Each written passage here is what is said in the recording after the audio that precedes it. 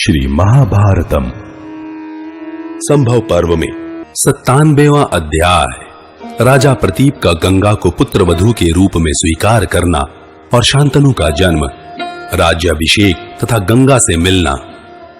वैशंपायन जी कहते हैं, तदनंतर इस पृथ्वी पर राजा प्रतीप राज्य करने लगे। वे सदा संपूर्ण प्राणियों के हित में संलग्न रहते थे। एक समय महाराज प्रतीप गंगा द्वार में गए और बहुत वर्षों तक जप करते हुए एक आसन पर बैठे रहे। उस समय मनस्विनी गंगा सुंदर रूप और उत्तम गुणों से युक्त युवती स्त्री का रूप धारण करके जल से निकली और स्वाध्याय में लगे हुए राजऋषि प्रतीप के शाल जैसे विशाल दाहिने उरु पर जा बैठी। उस समय उनकी आकृति बड़ी लुभावनी थी।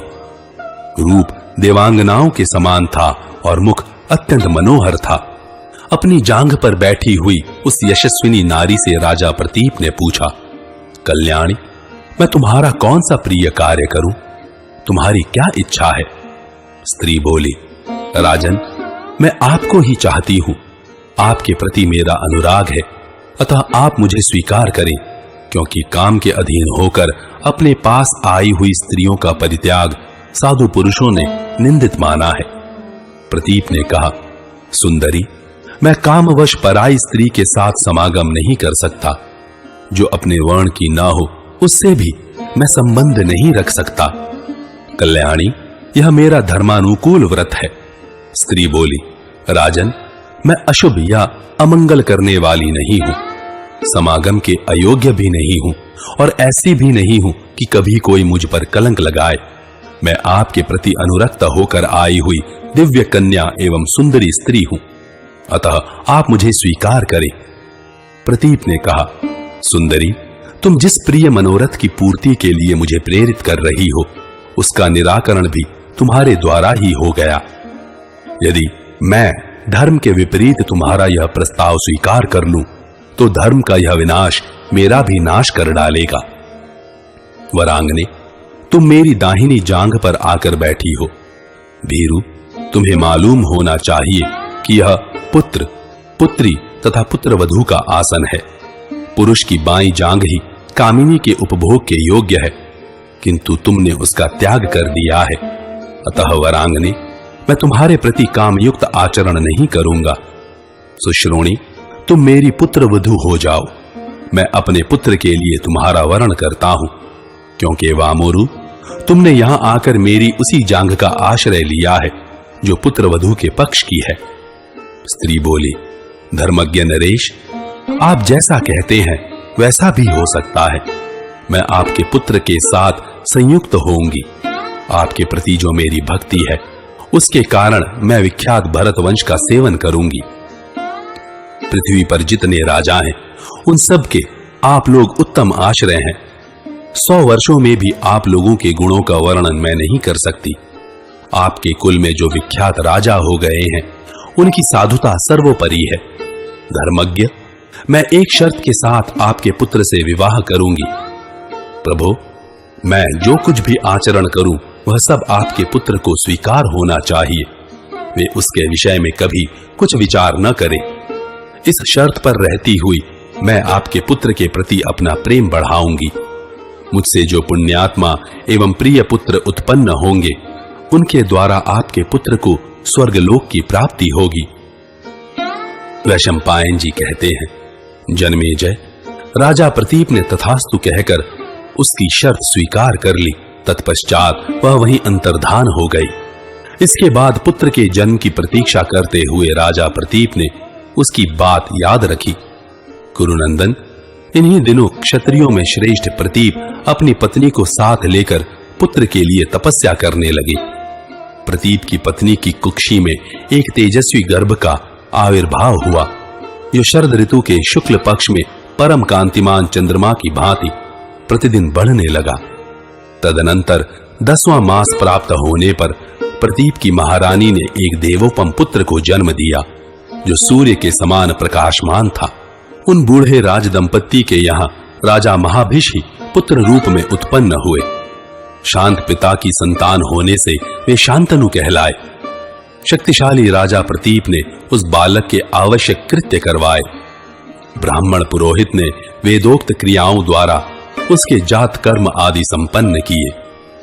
जन्मेजय, तदनंतर बहुत से ब्राह्मणों ने मिलकर वेदोक्त विधियों के अनुसार शांतनु का नामकरण संस्कार भी किया।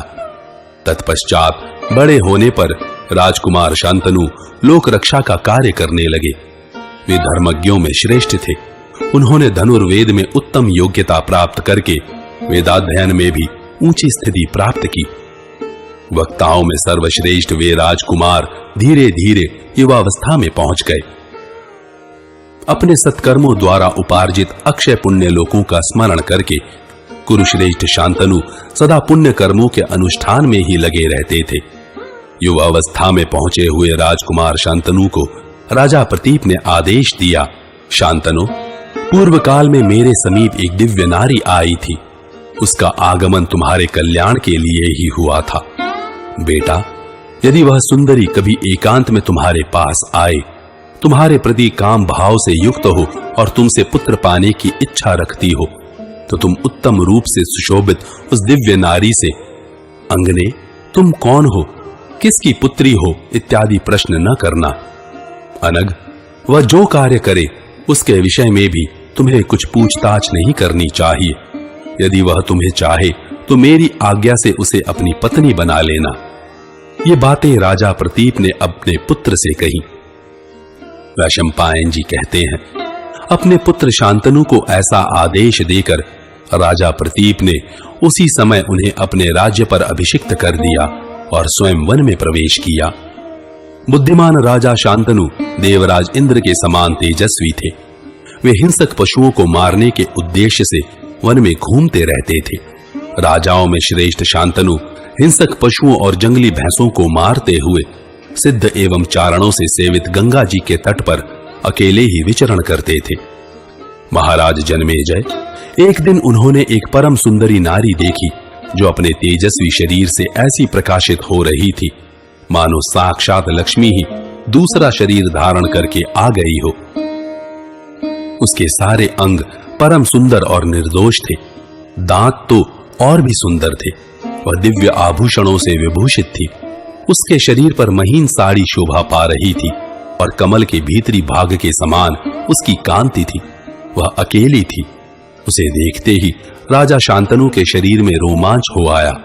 वे उसकी रूप संपत्ति से आश्चर्यचकित हो उठे और दोनों नेत्रों द्वारा उसकी सौंदर्य सुधा का पान करते हुए से तृप्त नहीं होते थे।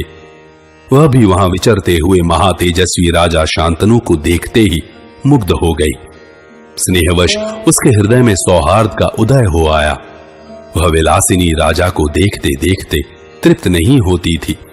तब राजा शांतनु उसे सांत्वना देते हुए मधुर वाणी में बोले, सुमध्य में, तुम देवी, दानवी, गंधर्वी, अप्सरा, यक्षी, नागकन्या अथवा मानवी कुछ भी क्यों ना हो, देवकन्या के समान सुशोभित होने वाली सुंदरी, मैं तुमसे याचना करता हूं कि मेरी पत्नी हो जाओ। इस प्रकार श्री महाभारत आदि पर्व के अंतर्गत संभव पर्व में शांतनुपाख्यान विषयक 97वां अध्याय पूरा हुआ। 98वां अध्याय शांतनु और गंगा का कुछ शर्तों के साथ संबंध, वसुओं का जन्म और शाप से उद्धार तथा भीष्म की उत्पत्ति। वैशंपायन जी कहते हैं, जन्मेजय, राजा शांतनु का मधुर मुस्कान युक्त मनोहर वचन सुनकर यशस्विनी गंगा उनकी ऐश्वर्य वृद्धि के लिए उनके पास आई। तट पर विचरते हुए उन निरपश्रेष्ठ को देखकर सती साध्वी गंगा को वसुओं को दिए हुए वचन का स्मरण हो आया। साथ ही राजा प्रतीप की बात भी याद आ गई। तब यही उपयुक्त समय है, ऐसा मानकर वसुओं को मिले हुए शाप से प्रेरित हो वे स्वयं संतानोत्पादन की इच्छा से पृथ्वीपति महाराज शांतनु के समीप चली आई और अपनी मधुर वाणी से महाराज के मन को आनंद प्रदान करती हुई बोली, राजन, मैं भला या बुरा जो कुछ भी करूं, उसके लिए आपको मुझे नहीं रोकना चाहिए और मुझसे कभी अप्रिय वचन भी नहीं कहना चाहिए। पृथ्वीपते, ऐसा बर्ताव करने पर ही मैं आपके समीप रहूंगी। यदि आपने कभी मुझे किसी कार्य से रोका या अप्रिय वचन कहा तो मैं निश्चय ही आपका साथ छोड़ दूंगी। भरत श्रेष्ठ, उस समय बहुत अच्छा कहकर राजा ने जब उसकी शर्त मान ली, तब उन निरपश्रेष्ठ को पति रूप में प्राप्त करके उस देवी को अनुपम आनंद मिला। तब राजा शांतनु देवी गंगा को रथ पर बिठाकर उनके साथ अपनी राजधानी को चले गए। साक्षात दूसरी लक्ष्मी के समान सुशोभित होने वाली गंगा देवी शांतनु के साथ गईं। इंद्रियों को वश में रखने वाले राजा शांतनु उस देवी को पाकर उसका इच्छानुसार उपभोग करने लगे। पिता का यह आदेश था कि उससे कुछ पूछना मत, अतः उनकी आज्ञा मानकर राजा ने उससे कोई बात नहीं पूछी। उसके उत्तम शील स्वभाव, सदाचार, रूप, उदारता, सद्गुण तथा एकांत सेवा से महाराज शांतनु बहुत संतुष्ट रहते थे।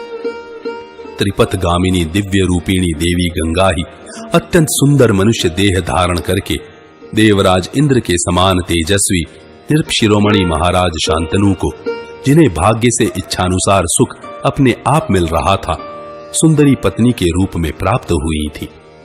गंगा देवी हाव भाव से युक्त संभोग चातुरी और प्रणय चातुरी से राजा को जैसे जैसे रमाती, उसी उसी प्रकार वे उनके साथ रमण करते थे।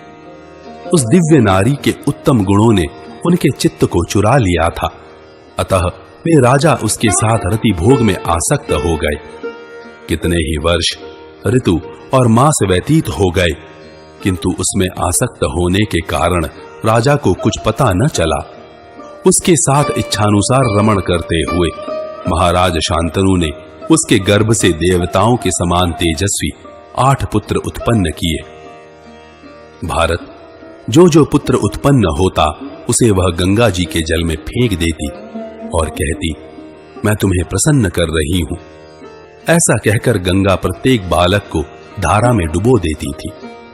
पत्नी का यह व्यवहार राजा शांतनु को अच्छा नहीं लगता था, तो भी वे उस समय उससे कुछ नहीं कहते थे। राजा को यह डर बना हुआ था कि कहीं यह मुझे छोड़कर चली न जाए। तदनंतर जब 8वां पुत्र उत्पन्न हुआ, तब हंसती हुई सी अपनी स्त्री से राजा ने अपने पुत्र का प्राण बचाने की इच्छा से दुकातुर होकर कहा, अरे इस बालक का वध न कर, तो किसकी कन्या है? कौन है? क्यों अपने ही बेटों को मार डालती है? पुत्र घातिनी, तुझे पुत्र हत्या का यह अत्यंत निंदित और भारी पाप लगा है। स्त्री बोली, पुत्र की इच्छा रखने वाले नरेश, तुम पुत्रवानों में श्रेष्ठ हो। मैं तुम्हारे इस पुत्र को नहीं मारूंगी, परंतु यहां मेरे रहने का समय अब समाप्त हो गया, जैसी कि पहली ही शर्त हो चुकी है।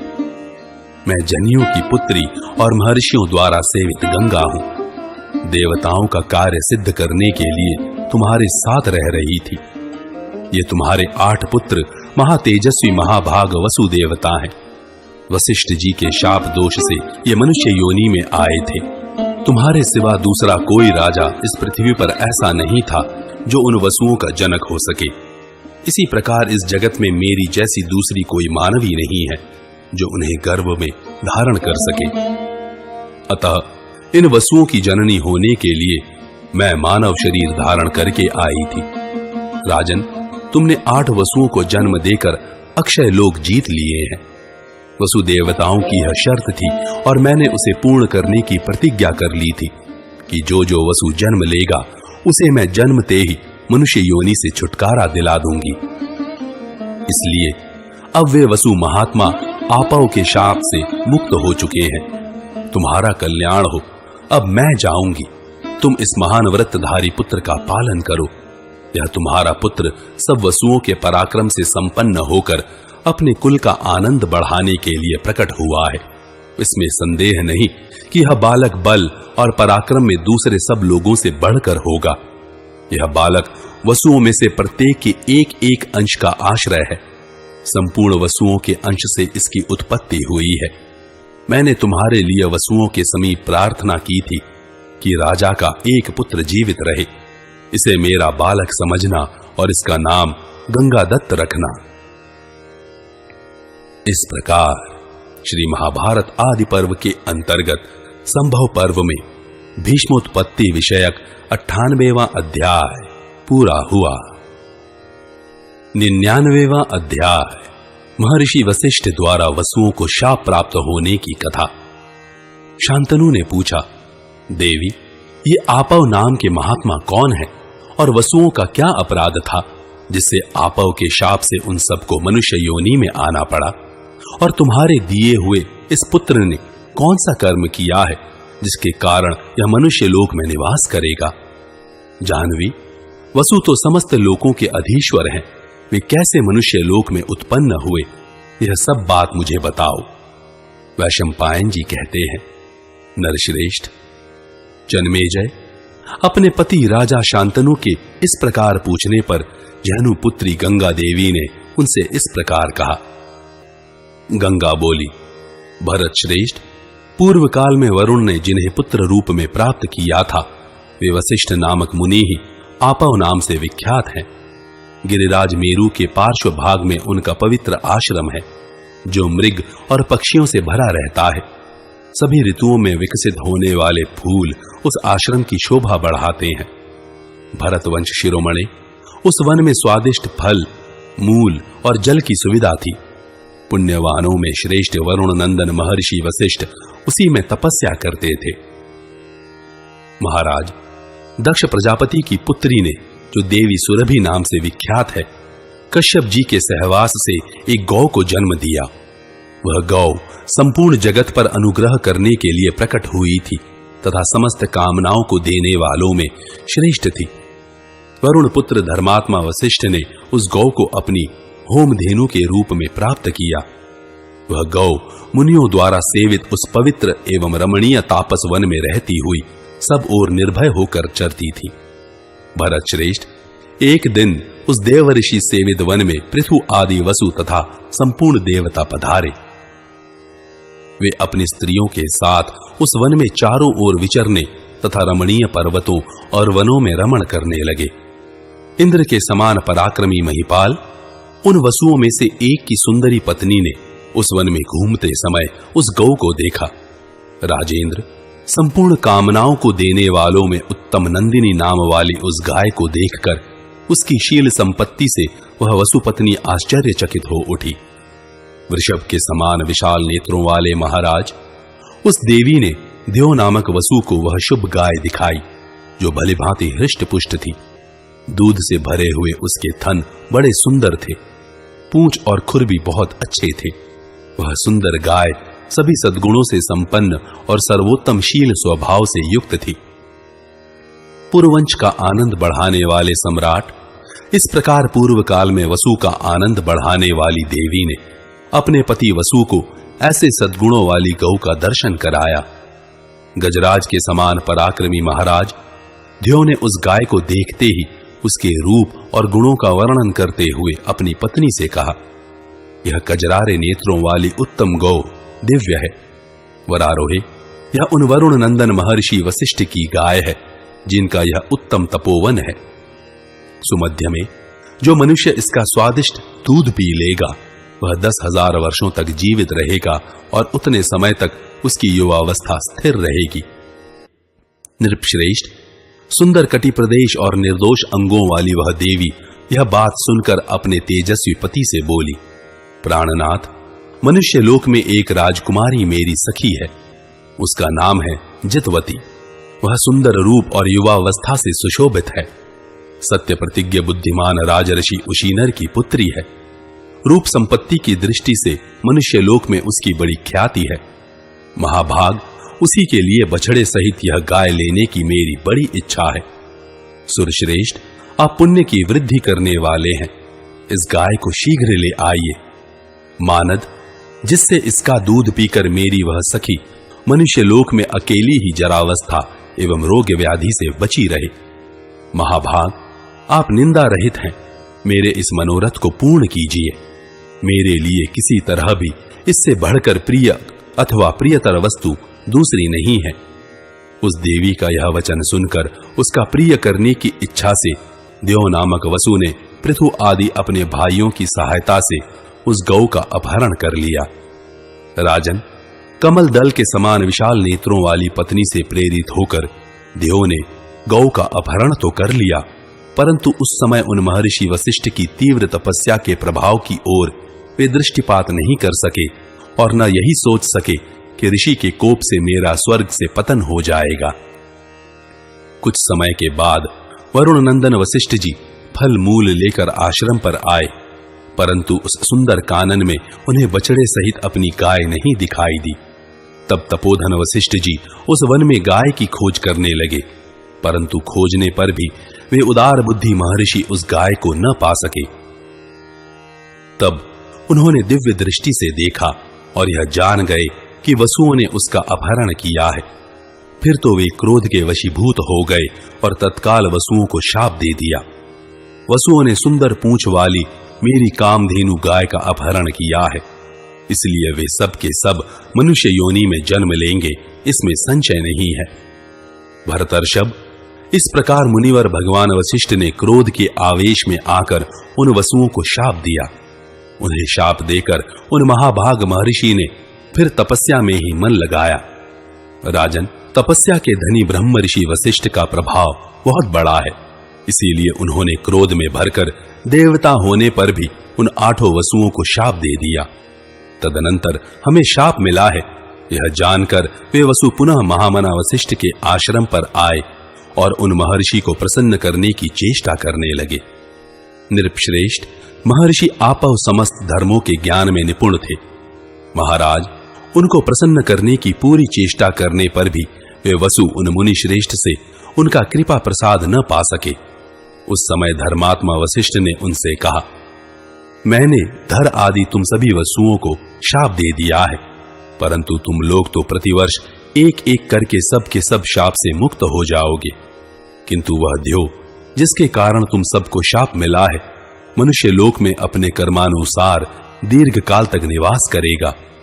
मैंने क्रोध में आकर तुम लोगों से जो कुछ कहा है उसे असत्य करना नहीं चाहता। ये महामना देव मनुष्य लोक में संतान की उत्पत्ति नहीं करेंगे और धर्मात्मा तथा सब शास्त्रों में निपुण विद्वान होंगे। पिता के प्रिय एवं हित में तत्पर रहकर स्त्री संबंधी भोगों का परित्याग कर देंगे। उन सब वसुओं से ऐसी बात कहकर वे महर्षि वहां से चल दिए। तब वे सब वसु एकत्र होकर मेरे पास आए। राजन, उस समय उन्होंने मुझसे याचना की और मैंने उसे पूर्ण किया। उनकी याचना इस प्रकार थी, गंगे, हम ज्यों-ज्यों जन्म लें तुम स्वयं हमें अपने जल में डाल देना। राजशिरोमणे, इस प्रकार उन शापग्रस्त वसुओं को इस मनुष्य लोक से मुक्त करने के लिए मैंने यथावत प्रयत्न किया है। भारत नृपश्रेष्ठ, यह एकमात्र ध्यो ही महर्षि के शाप से दीर्घ काल तक मनुष्य लोक में निवास करेगा। राजन, मेरा यह पुत्र देवव्रत और गंगादत्त 2 नामों से विख्यात होगा। आपका बालक गुणों में आपसे भी बढ़कर होगा। आपका यह पुत्र अभी शिशु अवस्था में है, बड़ा होने पर फिर आपके पास आ जाएगा और आप जब मुझे बुलाएंगे तभी मैं आपके सामने उपस्थित हो जाऊंगी।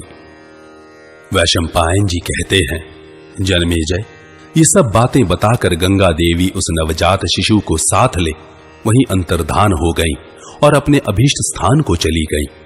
उस बालक का नाम हुआ देवव्रत। कुछ लोग गांगेय भी कहते थे।